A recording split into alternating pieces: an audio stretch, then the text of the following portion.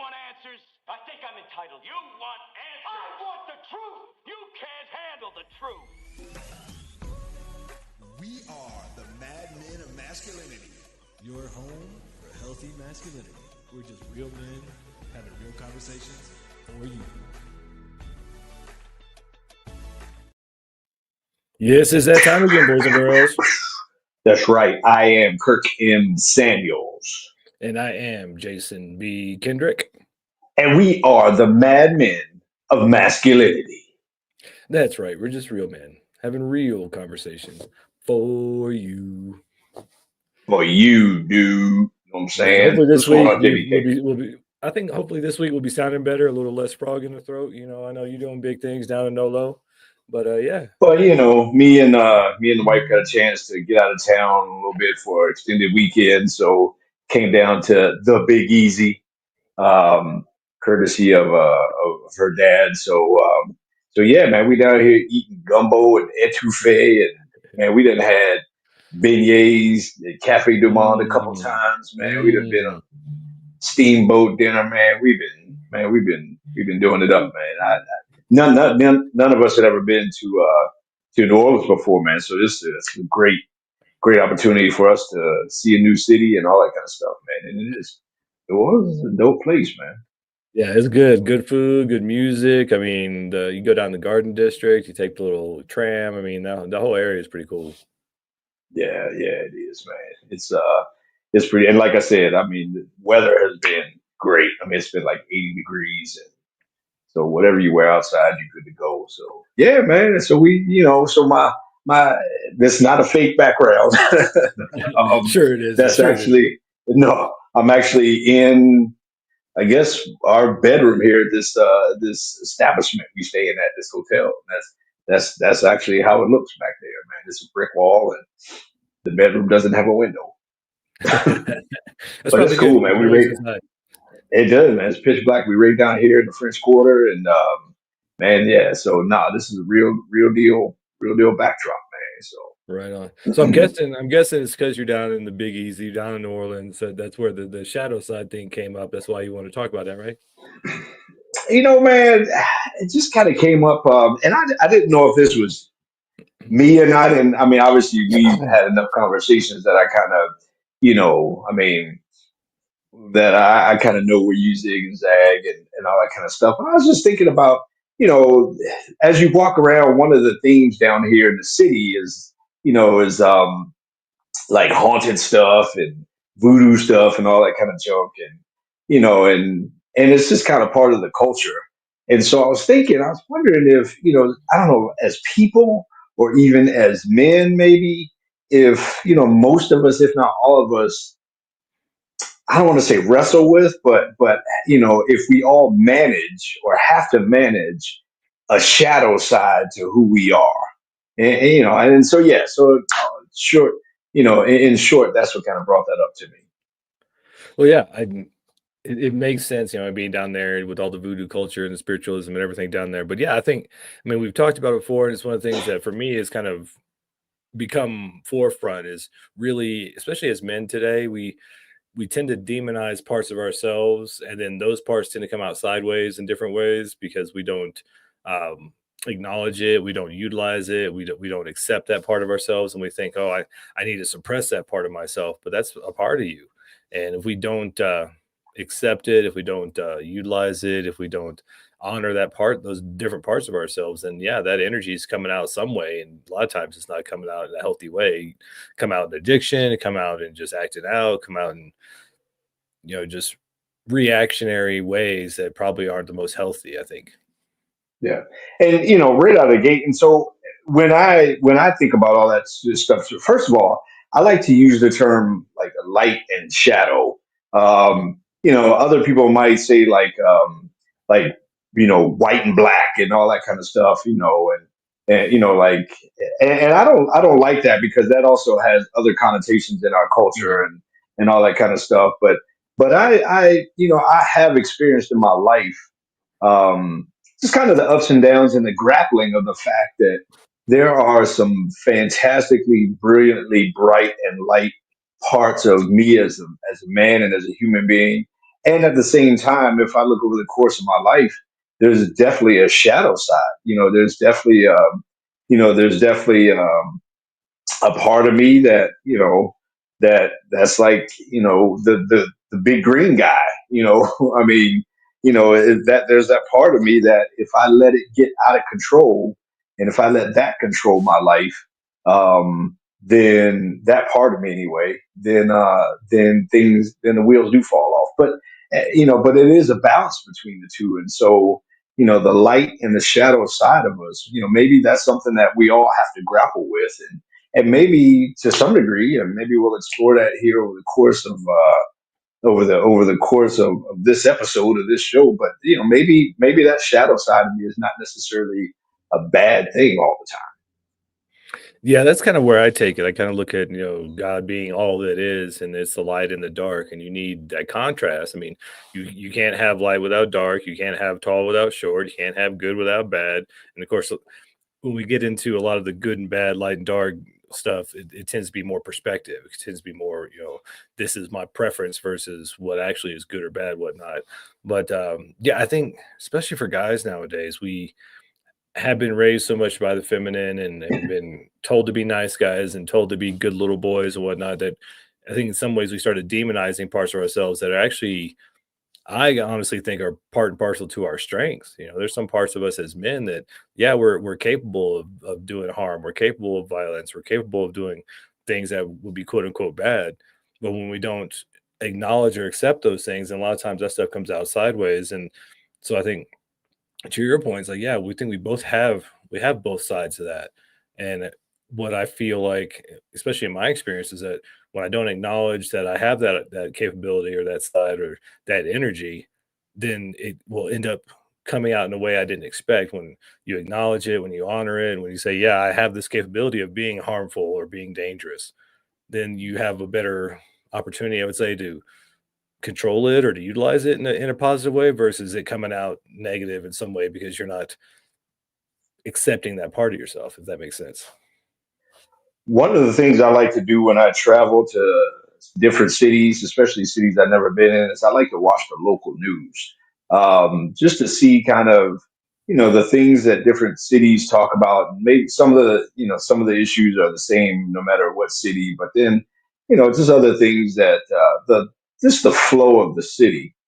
And um, and as I was watching the local news here, just like every other major city, there's a lot of the local news talks about, crime and that sort of stuff. And and I thought that it's kind of ironic in our culture when it comes to violence and let's say violent men, for example. Um, we talk about, crime wave, and we talk about shootings and inner city violence and that kind of stuff. And we almost demonize that. And I'm not saying we shouldn't, but I'm saying contextually we demonize that. But then we celebrate Navy SEALs.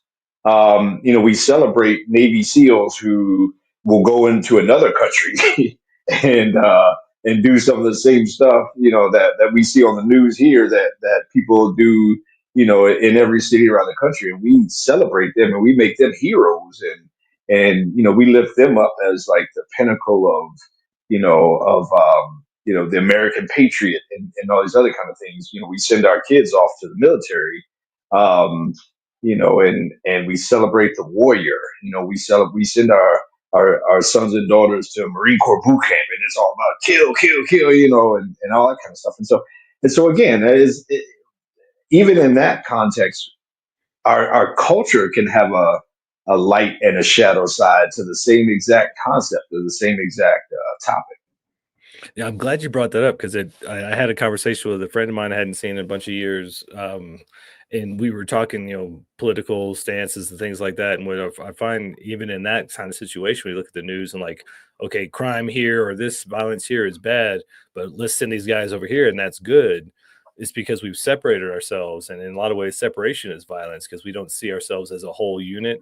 I think even as a person, we don't see ourselves as a whole being of light and dark and good and bad and all these capabilities, we tend to separate ourselves. And so I was having this conversation with my friend, and he was talking about how he's a liberal, and he's upset about the election and this and that, and he's probably going to leave the country and da da da. And I accept anybody's viewpoints. I mean, whatever you believe, you believe. But what I don't think we realize when we say this is my stance or this is my belief and that other person is wrong and I'm right, we're separating ourselves from these other people and not realizing that we're just two sides of the same coin. We're just part of the same whole, and we're separating ourselves with beliefs and viewpoints instead of being open to, hey, that's just a different viewpoint. That's just another aspect of even myself. I think sometimes those parts of ourselves that we demonize and don't accept, we also demonize in others. We see that in somebody else, and we go, oh, I gotta say that person is bad because I don't want to acknowledge that part of myself. Mm. I even think back to to wars. One of the things that we have here in New Orleans is the National World War II Museum. And, when all of those soldiers and troops came back from World War II, they're heroes and were celebrated. But when Vietnam vets came back from that war, man, they were villainized and they were demonized, and they were probably, treated the worst of any war that were people returned from. And so how we manage that in our culture is kind of tricky sometimes, man. And so, we need to grapple with, um, we need to at least understand a complete picture, not only as individuals, but collectively as a society, that, that there is, two sides of a coin, and a light can be a light is, matter of fact, light that creates shadows. Right. And so we do have to balance that. But I love what you said about separation and violence, man. That's kind of profound, really. That's probably one of the most profound things I ever heard you say, man. I'm Oh, thanks. impressed. I got it off a fortune cookie. No, it Every was now and then you another. do say something great. Every once in a while it comes out, channeled or something. But yeah, no, I mean that's something I think we all have to deal with within ourselves, is that realizing that as a whole being, as a human being, as a physical entity with an eternal spiritual being and all this, there's so many aspects to ourselves that if we're not interested in or investigating or researching or studying, we may just look at those sides as bad. Like especially as men, we're physically stronger. We're meant to be the protector, and so we have these capabilities and this ability to be physically violent or to be protective in certain ways. And if we don't acknowledge those sides of ourselves and don't give that energy an outlet, which I think that's why we say, for most men nowadays, physical fitness, learning martial arts, having some sort of physical outlet is a healthy way of dealing with stress, because when we don't have that outlet, then it just builds up. And for us men, a lot of times it's the physicality, it's the actual doing, the moving the body that releases the stress. Whereas for the ladies, it's the talking, which we know as men, for the most part, when ladies want to release their stress, it's stressing for us. And so we need that physical outlet to release our stress. And so it's kind of that whole, I don't know, chicken and the egg sort of thing, but it's also like we have both sides. So what are we going to do with it? And how do we acknowledge those sides? And speaking of acknowledging those sides, it's one of these sides right now. It's time for us to take a break. We are the Madmen of Masculinity. This is KLDC, and we'll be right back. Boom. Bye-bye. Yeah, man, there's so many of these things. And actually, even the Vietnam thing, because her dad, who's here with us, he's a Vietnam vet, along Yeah, with my those dad was poor a Vietnam guys. vet too. Yeah. And yeah, when they came back, man, they were spat on and they were just like baby They had the killer. I mean, opposite they were problem called though. names. Yeah, they have that opposite problem that we have, where now it's kind of like we feel awkward because everybody's like, "Thank you for your service." Well, they were like Yeah. being demonized for Yeah. just being, and they were drafted. Most of us we Right. weren't drafted. So like they didn't Right. even have a choice. So then they were being treated that way. Yeah. That was just wrong. Mhm. It was just wrong Yeah. in so many ways. All right, let's bring it back. Yep. Let's go. And we're back. Yes, we're back. We are back. Madmen of Masculinity, KLDC, 12:20 a.m. in the Mile High City and on the interwebs everywhere. Everywhere. So talk about the shadow side, madmanradio.com. man. Oh man, just I think about um, I don't know, for some reason I identify with superheroes. Maybe Hmm. maybe I aspire to be one, and one of my favorite superheroes, well, my favorite one is Superman, but my second favorite is Batman. And Batman is the Dark Knight. Batman, if you study the character of Batman, he's actually a villain who just hates bad guys, right? And and so I always, that one of my favorite movies is The Dark Knight Rises, and it's like, in that line or in that movie there's a line like, he's not afraid of the dark because he was born in the dark and raised in the dark. And a lot of us have been through some dark times in life, um, and those dark times have made us kind of who we are, and those dark times can make you, and they can give you the passion to be the superhero that you really want to be and that you were called to be in this world and in society.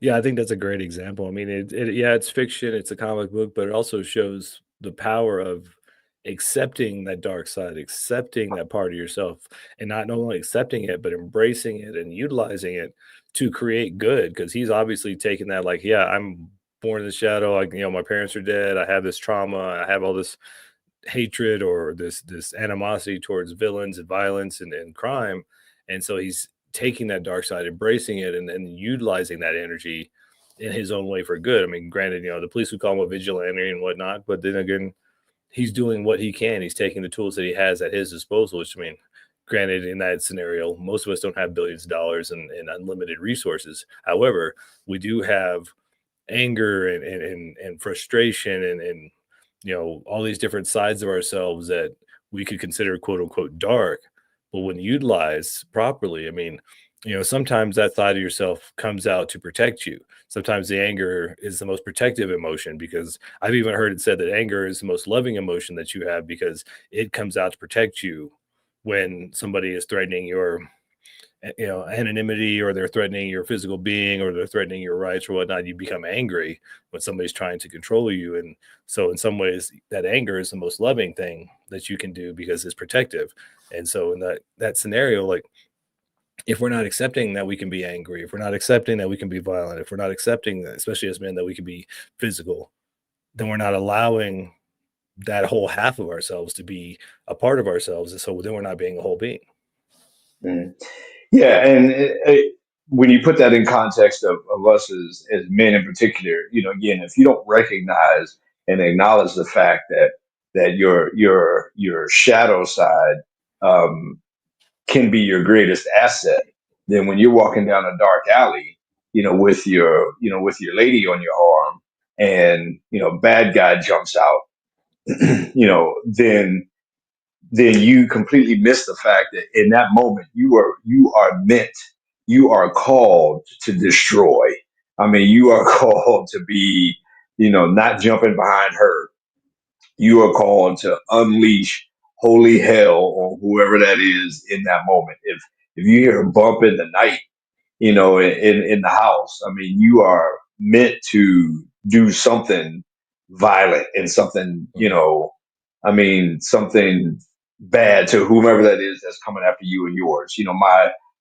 This is bringing up, just popped into my mind a week or two ago, and he'll love that I'm telling this story. So RJ, my son, calls me and he goes, "Dad, man, I might get in trouble tomorrow. I got to go in front of the chief."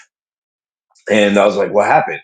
And so he goes, "Well, we were playing football. They have on base like football leagues and stuff like that, and sports leagues. And we were playing football, and this guy, he's not even in the military. He doesn't even work on base, or he works on base or whatever.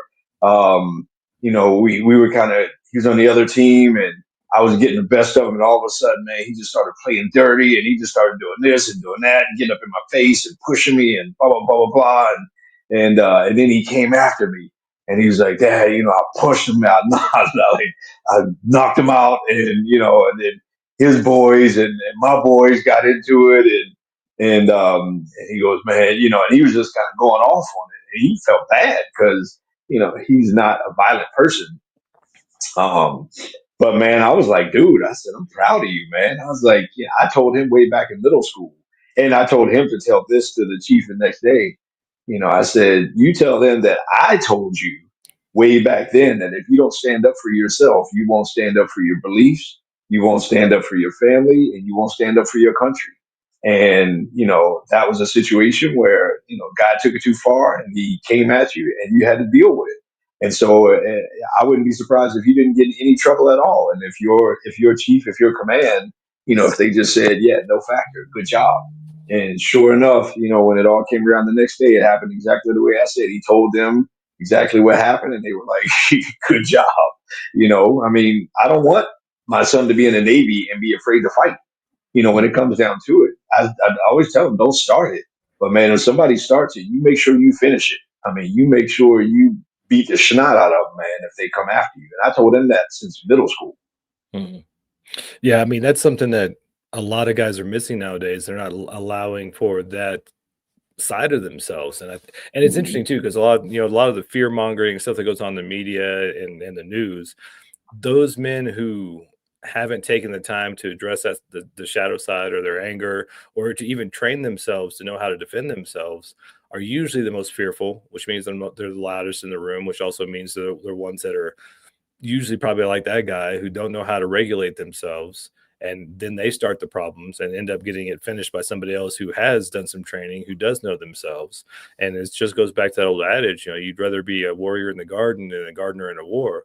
If you haven't Mhm. taken the time to address your dark side and to train it and to utilize it and to know how to do it. I know the last time I actually hit somebody in anger, I was in the military, and it was actually with my best friend. And it was kind of not similar situation, but it was kind of similar to RJ's story of, he was belligerently drunk, and the funny thing was, he and I used to train martial arts together. Like he was my sparring partner, and we were in Sardinia, and I had KP that night, so I couldn't keep an eye on him. And they had some squadron dinner, so he had like 3 bottles of wine at the dinner, then another bottle of wine out to the beach. And then I don't know how much he drank. I passed him off to some poor airman because I got tired of watching him. But then by the end of the night, I'm like, all right, where's this dude at? So I find him at the end of the beach trying to pick up some girl who he thought was a hooker, who ended up being some dude's girlfriend, and she thought it was funny. That dude didn't. But as I'm getting him away and just dealing with it and my anger going up and up because he's just being belligerently drunk, he ends up pushing me, and then I hit him and whatnot. But by the end of it, I never got in trouble. He got in trouble for being belligerently drunk. But it's that same sort of thing of like, I didn't want to do it. And then, as a matter of fact, that was even one of those situations where it kind of scared me because I just saw red and hit him and hit him good. So he was split open and everything. And then it was like, okay, I don't want that to happen again. So now I need to train even harder so I can be in more control, so that in the future that it's more conscious. It's not an unconscious thing. But we see a lot of times in the world today, all the fear mongering and all the folks that are living out of fear tend to be the loudest, tend to be most afraid. And a fearful man is more dangerous than a dangerous man who has it under control. Yeah, I mean, that man who is afraid of his shadow side, I do think is more dangerous to society, and that's the one that's more likely to lash out at society and most likely to be untrustworthy, most likely to do damage and hurt a whole lot of people. I went to this men's getaway weekend thing several years ago, and it was probably one of the biggest turning points in my life. But one of the exercises that they had all the men go through was you had several ways to process. Um, I'm going to say anger, right? And just different methods to do that. And one of them was this basically one of the punching dummies, right? And so I got in that line, and we were supposed to deal with, basically deal with a figure or something, a shadow, or go to that place and let that thing out. And it was a safe environment, a controlled environment. And they were like, rage is different than anger, but we're going to process some anger today. And, I got up in front of this punching dummy, and you know, they kind of guided us or guided me there. And I went there, and it was like a moment with me and my father. Um, and it was so much so that the mannequin's face like changed into his, and I had on boxing gloves rather, and so the exercise was to punch the punching dummy or the mannequin or whatever. And man, I just like I went there, man. I went all the way there, and I mean, and they were like, they were like cheering you on to go there. I mean, but it was a controlled thing, and I mean, it got to the point I almost semi kind of blanked out. Um, and when I kind of gathered myself, I was on top of this dummy, like just punching it, just straddling it, just punching it, man. And I mean, I think the whole room had kind of stopped and took notice of this thing. But I say that story just to say that I had crossed a bridge. I mean, my, dad had passed away 20 some years ago at this point, but I had crossed a bridge where I got to confront him. Um, for the pain that and a lot of the trauma that I went through, and I got to let all of that out in that moment, man, and it was just so peaceful right afterwards. And the feeling that I had was peace. And then since then, it was like, able to go back to that moment and have, just some feeling of reconciliation of like, I went there and I did it. I had my say, and I got it out. But I feel like as a man, I'm safer since then. Mhm. And safer to society anyway, because I don't have all that pent up inside me. That was a really long story, but that was the point of But no, that's a great example of when you take the opportunity to release that energy, that anger, that pain, that fear, all that emotion, that emotional energy in a safe environment, then it gives you peace and it gives you closure and it gives you those things. And which is why I think so many men struggle with their shadow side these days because they don't find healthy ways of dealing with that. They don't train, they don't get physical, and they don't go to a safe place to actually address those issues. And so that. when we come back from this break, we're going to address some more of those issues and talk more about the shadow side and guide you through as men the best way to acknowledge, to accept, and to utilize your shadow side as a man to become stronger and better in this world. And so we'll be right back. We are the Madmen of Masculinity. This is KLDC.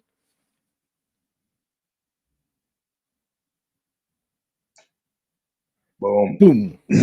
Man, yeah, I'll never forget that day, man. That was, man, I went ham on that joint, man. Mhm. I mean, I had never unleashed like that before in my Yeah. life. I mean, like I said, I almost kind of basically like I just went there and I was just straddling that thing and choking it and punching it and all that kind of stuff, man. And I was Yeah. That's why screaming at it. after I hit my best friend in the Air Force like that, because I saw red. I don't remember hitting him, but Yeah, I just snapped, and then I was like, yeah, okay, let's not do that again. And hmm so then I was like, all right, I need to hmm train more and get more control of this, because yeah, I mean, yeah. this when it's But it was necessary, cool it's though. necessary. But Yeah, it was cool to know that you can go there if oh necessary. yeah.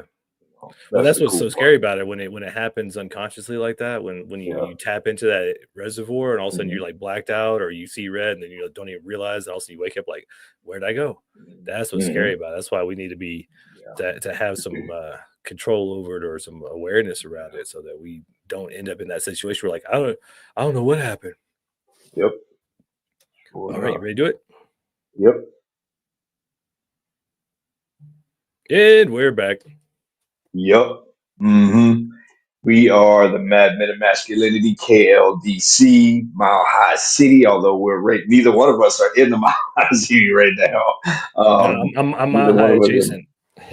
Yeah, you're a mile higher than the Mile High City, and I'm Yeah. a mile lower than I'm at sea level right now. Yeah, no, Uh, you're actually below sea level where you're below at. sea level. Yeah. Yeah, you're that's why they got those big dikes around there, Yeah. trying to keep the Well, water out. I'm on the third floor of the building, so maybe I am Oh, you might at be sea at sea level at level this now. point. Who knows? But Who no, it's knows? cool. We're talking about shadow side and the fact Mhm. that we all have a shadow side, and it's not necessarily a bad thing. It's not something you need to run away from. It's not something you need to. I mean, you need to acknowledge it. You need to accept it to a degree that it's there. I would suggest not letting it run your life. Um, there are things that, that we may, somebody, let's say somebody that has a problem with addiction, your body may crave a certain thing. That doesn't mean you're broken because you crave this thing. When you allow that craving to control you and to get in charge of your life, that's when it becomes detrimental to who you are. But that shadow side of you, man, it's not necessarily a bad thing, especially in the context of men and being dangerous but good. That's a fantastic. I mean, we both know a eighth degree black belt that's probably the nicest guy. Yeah. He's probably the only one that can literally rip your heart out of your chest, but he's probably the safest guy in the room, Mhm. Well, he's a great example of like we were talking about of the first step in any 12-step thing, or the first step even when it comes to your shadow side, is acceptance and then utilization. You want to be able to utilize that energy, utilize that shadow side. And Chris is a great example of that because I mean, he's probably, like you said, the most dangerous man in any of the rooms that we're in with him, man. but he's also the nicest guy because he has trained. And not only just trained and proven to himself that he can be dangerous, but trained to the point where he knows he doesn't have to, and just has that zen kind of quality about him because he has trained. And I think to the last segment's point of most men being in fear are the most dangerous.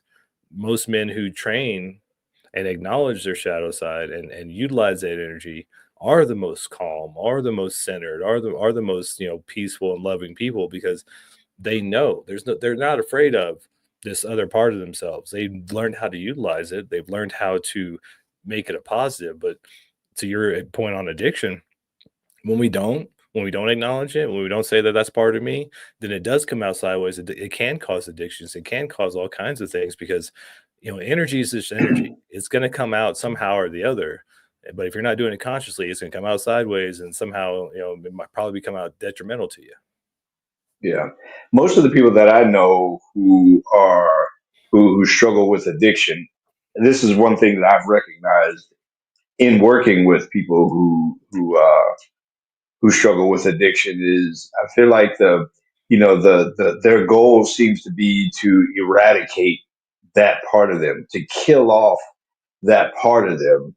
And I even find that most, this is my opinion, so if you disagree, whoever you are, then that's just you who disagree. I have recognized, I think most addiction recovery methods or models in our society tend to be like chemotherapy, trying to kill a cancer. The problem is anybody, if you've ever known anybody on chemotherapy, they'll tell you that the treatment is almost as bad as the disease. Like they'll tell you how bad the chemo is in killing everything, hoping to kill the cancer. I mean, I think if you go in to kill the cancer, that's one thing, but to just try to dull all of my desires and all of the things that I crave, and I don't want to kill my craving. I just want to be able to crave the right things at the right time and to be able to control my craving. And so we can't be afraid of the fact that I have that part of who I am. I can't be afraid of that fact. I gotta acknowledge it. I gotta accept it. And that's the whole notion of ego. Literally the Freud model of ego, which is where the term comes from. Ego is that center part of who you are that balances the id of your natural desires and tendencies with your super ego, which is your learned morals and beliefs. And so your ego in the middle, if you have a balanced ego, you recognize that there's a primal part of me that has certain desires and wants and needs that is there and that exists. But I decide on the balance between that and who I want to be as a person. And so that's where we have to get to, where we have a strong or a balanced ego to be able to recognize that that is part of me. And this is psychology. Go look up all this Freudian stuff. I'm not making this up. I mean the basic part of me is there, and that's not bad. I mean, I'm created that way, but I also get to decide who I want to be, and I get to point that arrow or point that bullet in what direction I want it to go. Yeah, you talk about Freud's ego and the id and superego kind of reminds me of a lot of times the dark side of us, the masculine side of us, the parts of us that we don't acknowledge and don't utilize is the part we need to heal the inner boy inside of us. We need to become the father figure.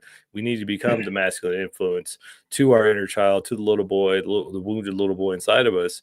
And when we don't acknowledge that part of us, then that need for protection, that need for healing of the little one inside of us, the little boy inside of us, is what causes a lot of the addictions and a lot of the issues, because it's looking for protection, it's looking for soothing, it's looking for numbing, it's looking for all these things instead of actually acknowledging those parts of yourself so that you can become that father figure, so that you can become that one that actually protects and heals that inner child of yours.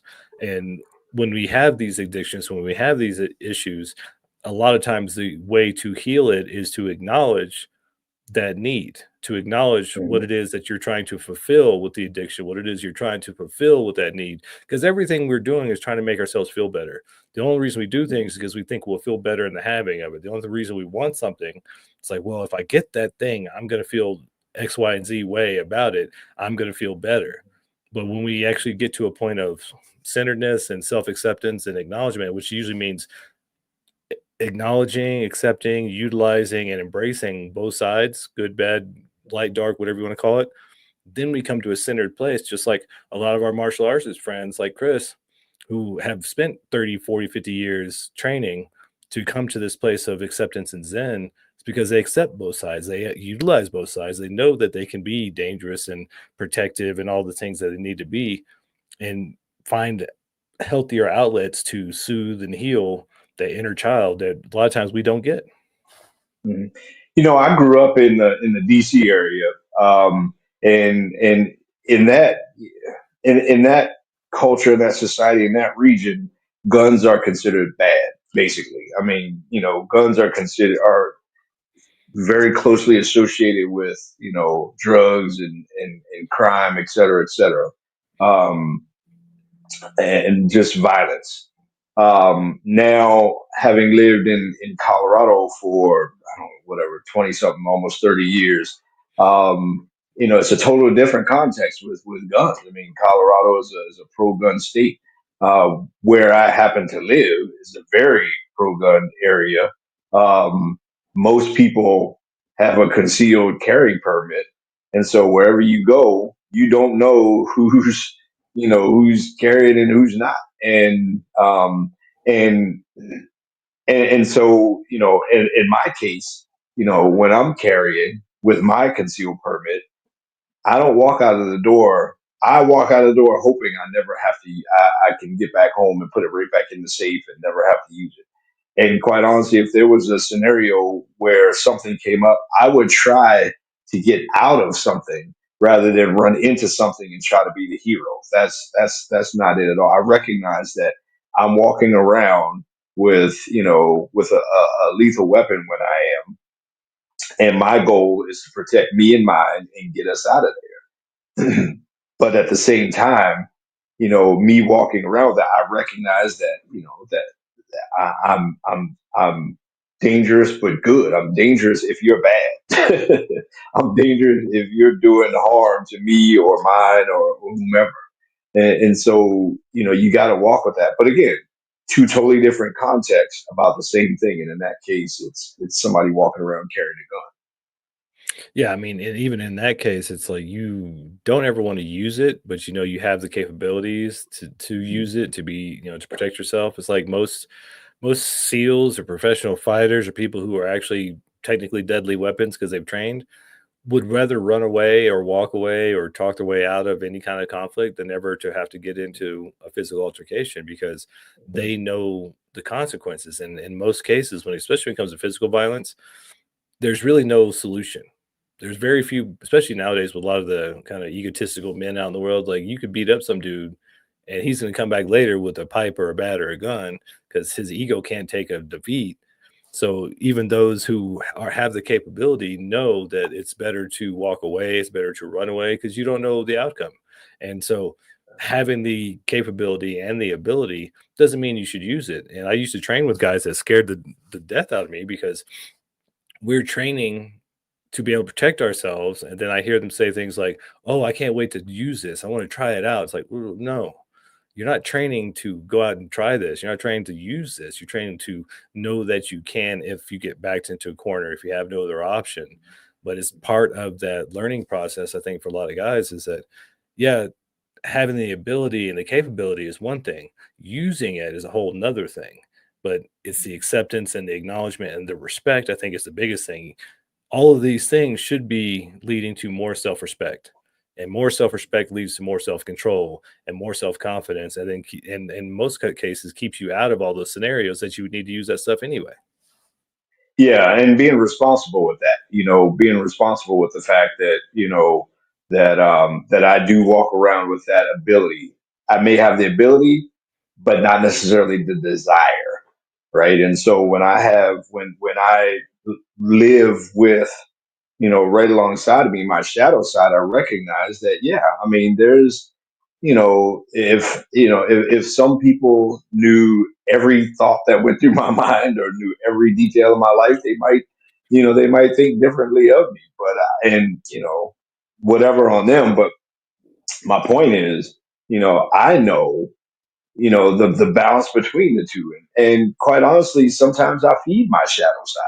Mhm. Sometimes I let, my dark wolf, needs love just like my light wolf. Yeah. I mean, again, there's a balance in that, because when I feed my dark wolf, I don't have him, trying to eat out of the bowl from my light wolf, if that makes any sense, right? I Yep. mean, he's satisfied to a degree, but I have him trained and to the point where when I say sick him, I know he'll respond. I keep him hungry enough to respond, when it's time to eat, but not hungry enough to come after, all the good stuff that I want to have. And so we got to be able to have that as Yeah, speaking of hungry enough, we're gonna feed ourselves and take a little break right men. here. We'll be right back Yeah. on the Mad Men of Masculinity. This is KLDC, 1220 AM in the Mile High City. Boom. Yeah, I'm Yeah, glad you man. said that because that whole I get so irritated with the whole because people just talk about, it's the one you feed, but the actual like Cherokee or the native like story behind that is like hmm if you honor them both, they don't fight. hmm If you feed them both, they hmm don't fight. And so Yeah. yeah, They make a great team together. yes, much They better. make a great team together. I mean, because for me, the light wolf is empowered knowing that the dark wolf is there. I got a crazy cousin right here. Like, Don't make me don't make me sick him on you. Don't make me, trust me. It's like, it is like that Incredible Hulk, man. Don't make me angry. You don't Mhm. like me when I'm angry, Yep. but when it goes down, the big green guy's coming out and, and it is what it is. But yeah, they're empowered when they walk together. Yeah. You know. Yeah, that's the biggest thing where you're leaving half your power on the table when you don't acknowledge that other side. Yeah. hmm All right, fourth Showing quarter. up. Let's do this thing. Let's do this. Here we go. Ready, set. And we're back. Yes, we're back. We are back. We're gonna close this thing out here, man. Talking about our shadow side. Right during the break here. First of all, if you watch us on YouTube and Facebook, you get all the banter in between the breaks and all that kind of stuff. So if you're listening to us on the radio, highly encourage you to check out YouTube, check out Facebook, and holler at your boys, watch all the back and forth kind of stuff. But we're just talking about the fact that the light wolf and the dark wolf, both need to eat, and you honor both of them, and they work well together. They work well together for you as a person, as a human being. And again, I'm not advocating you just go out and live buck wild and do whatever you want, because that's how you get locked up. That's how you get divorced. That's how bad thing. That's how you end up, um, strung out, addicted to something. I mean, that's how bad things happen to you. I've been there too. I've let that shadow side of me just control everything, man, and nothing good has come from that. At the same time, I've also learned since then to honor that and to recognize that shadow side of me, really at the core of it, is a wounded boy that needs soothing because of all the trauma that he's been through. And so I got to honor that part of me that is wounded and traumatized, and at the same time, out of that wound and trauma, be able to do good. Yeah, I think it's something part of I think just the human awakening or the shift going on is us realizing that this whole idea of duality of light and dark and good and bad and all this stuff is really a misnomer because it's holistic mindset, being a whole man, a whole person means honoring both sides, utilizing both sides, you know, not allowing my judgment of myself to negate a whole half of myself that could be utilized for my betterment and the betterment of the world, or even to judge myself because I have this part of myself that could be considered quote unquote dangerous or negative. It's the utilization of both, like you're talking about the light wolf and the dark wolf. I mean, I heard many, many years ago that, most people would say, oh, it's the one you feed. Well, that's not the real story. The story is if you honor both, they work together, they don't fight. And I think that's where we're getting to now is understanding the whole idea of wholeness and the whole idea of unity, even in the world now, because we see so much division in the news and in politics and all these things. And what people don't realize is when you choose a side, it's violence. When you choose a side or when you negate another side and aren't open to their views or their opinions or even just allowing them to have a different opinion than you, then you're negating half of the population. You're negating even half of yourself because so many times I think, to the point I made before, the things that we judge about ourselves, we judge in other people. And so those people we judge most usually have the most to teach us. They usually have the most that we could gain from, but we're too busy judging them and trying to shun them to be open to learning from them and even having a conversation with them. Mhm. Again, when I'm still going back to the profound thing that you said in terms of separation and violence, man. And when I try to divide myself and deny part of me, ignore part of me, to try to kill off part of who I am as a person, you know that does nothing but create division and duality in who I am and who I want to be. I want to be whole and complete. um I want to be able to call on that shadow side when it's time, and know that it's there. Know that I have that available to me. I don't want to completely kill that off because that's again, that part of that is honoring part of me. A part of me that may not be pretty to the world, but it's still a part of me, and I still need to accept that that's who I am as a person. Mhm. And so to be able to live with that is important, man. To be able to balance that and to acknowledge and to look in the mirror, and you can love who you see in the mirror, but at the same time honor the fact that what you see in the mirror is a work in progress sometimes. And that to me, I think that's the daily journey of life. Yeah, and it comes back to another point that we are harping on all the time. We promote all the time is you want to have other men in the trenches with you, doing this work with you. Mhm. Because I have another story of being, I think it was in my late 20s, and I was still living here in Breckenridge, and the guys knew I was training, and some of them I trained with, and they knew I was pretty zen and pretty chilled and didn't get ruffled too much. But then, of course, there's always that one guy who can't take a hint. And one night, some guy just kept, he thought I was an easy target because I was nice and quiet and not rowdy or whatever, and kept picking at me until I basically lost my temper. And luckily, at the time when I finally lost my temper and kind of like you said, started to see red again, um, three of my buddies grabbed me, and one of them grabbed him and pushed him out the door. Was like, "You need to leave." And it was a nice kind of honoring of the fact that I had people there that knew that I was doing my best to keep my temper and had my back, Mhm. and basically saved us both from a lot of pain. Because once I lose my temper, I see red, and a lot of guys are that way too. So you want to have boys around you who are on the same journey, who are acknowledging their shadow side, who are utilizing it, who can see that in you, who can be supportive of that in you, because as with anything, we're better together. We don't want to be separate. We don't want to be the lone wolf. This whole Lone Ranger thing is fiction. Don't even think about going there.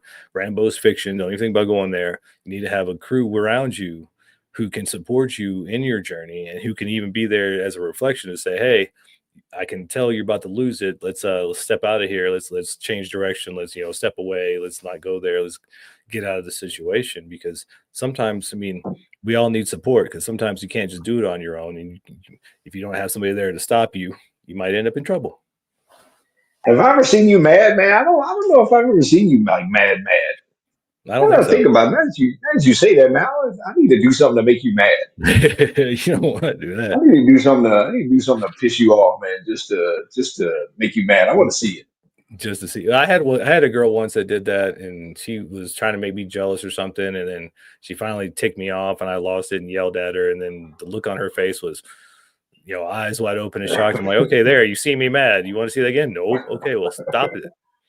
Yeah, I'm actually the same way too. Not many people have really seen me like mad, mad. So yeah, Yeah. I'm kind of like Bruce Banner. Like, yeah, you don't want to see that. It ain't And pretty. that's another thing people don't realize. Like the nicest guys, the guys who are trying to be nice, who want to be loving, who are doing their best to keep it, in control and copacetic, are usually some of the most dangerous people because they know they're working really hard to Yeah. keep it under control. So don't be Mhm. pushing those people. Yeah. Yeah. I mean, to your point though of having other guys in your circle, other guys in your circle to help you train to if you will, to spar, to help sharpen your blade, to help sharpen your sword. Um, and when we did that rite of passage thing, man, for a couple of teenage boys, and gave them all a sword and told them, a sword not only does it have two sides to this blade, but you can use the sword to kill, or you can use the sword to create and protect. You can split an atom and power a city, or you can split an atom and destroy a city. It's the matter of how you use the power that you have with that thing. And for sure, man, when we have our shadow side, man, you can use that to destroy a city, to destroy your life, to destroy your family, your home, to destroy your own body, or you can use that to power who you are, to motivate who you are. I mean, maybe even knowing that you have that part of you can push you in the other direction. One of Ben at step 7, one of his things about working out and exercise is that, man, he knows where he came from. And he knows that if he doesn't work actively in the opposite direction, then that's just waiting for him. And so he uses that as motivation to stay away from everything he was back when he was, strung out and an addict. He used that as motivation every day to get out here to help other guys, help other men, and to make a difference in the world and to get in the gym and all these other kind of things, man. And so, when you have that shadow side of you, man, you can use that, for a springboard. You can use that to help power your life in all the directions that you want. Yeah, I think it comes back to the point of, if you're a man kind of struggling with purpose or you're not quite sure where to go, and we always say, your purpose is probably in your pain. Your purpose and your passion are probably coming from your pain, which is usually tied to your shadow side, which is usually tied to that part of you that you're not accepting, you're not acknowledging, you're not utilizing. And so it's coming out sideways and negative and destroying your life instead of powering your life. And so Yeah. being able to look in the mirror and acknowledge all parts of yourself as just a part of you. It's not good, bad, right, or wrong. It's just a part of you. When it's not utilized, though, when it's not acknowledged, when it's not trained, when it's not put to a purpose, then it can become negative. Then it can become a detriment to your life. But when you acknowledge that side of yourself, when you give it a purpose, when you give it, some direction, then that anger, that rage, that whatever it is inside you that you consider negative can be the fuel to your fire. It can be the fuel to your jet to get you where you want to go. But it takes personal acceptance, acknowledgement, and utilization of that thing. And I would say by far to most men, whatever shadow side you have in your life, uh, it was probably born on a day when you were traumatized in some kind of way. It was probably born at a low point in your life, probably when you were very young.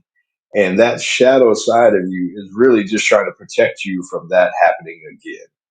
And I mean I bet you if we really got into it with some, therapist or something like that, I bet you we could boil down to the fact that that part of you is really trying to protect you from pain, trying to protect you from abuse, trying to protect you from abandonment, trying to protect you from whatever that was that happened in that moment where you were scarred, where you were cut. So that shadow side of you is really, something that you can look at as not the worst part of you. Matter of fact, again, it can be part of the recipe for the best part of you. But how you frame that in your mind is the most important thing. How we frame most things in our mind is the most important thing, man, because how you see stuff, is how you live through life. Hmm. Yeah, you have to remember how we're wired, how our brains work, things like the reticular activating system. I mean, whatever your thought process is, whatever your attitude is, that's what you see in the world. And if there's part of you that keeps going negative, part of you keeps going angry, that's a part of you need to look at and address because, like Kirk says, that's probably that inner child, that traumatized part of you that hasn't been healed yet, that hasn't been acknowledged, that hasn't been given the hugs and the attention and the acknowledgement and the love that it needs. And so to be a whole man is to be able to accept all sides of you, put it to purpose, put it to use, and to put it to the good of humanity and the good of yourself. And so we just acknowledge you for taking the time to watch this. We acknowledge you for being the man that you are, and we acknowledge the fact that you do have a shadow side. And if you want to make sure that that shadow side isn't running your life or ruining your life, then it's time to acknowledge it, accept it, and utilize it for the benefit that it can be. But until next time, we as a Madmen, we love you. Make sure you like and subscribe. Tell your friends, tell your kids, tell everybody to come and watch. And we are out. Out.